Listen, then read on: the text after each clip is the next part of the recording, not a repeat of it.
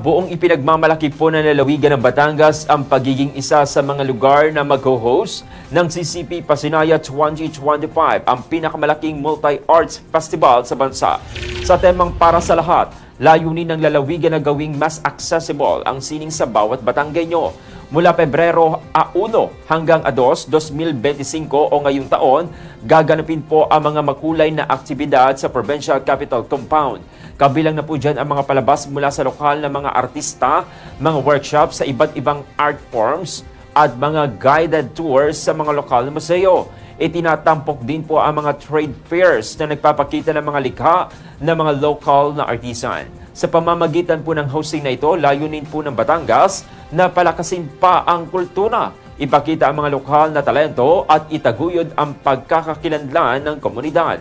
Ang CCP Pasinaya 2025 ay itatampok rin po yan sa iba't ibang lokasyon sa bansa tulad na lamang ng Sorsogon, Iloilo City, Himamaylan, Tagum City at Metro Manila.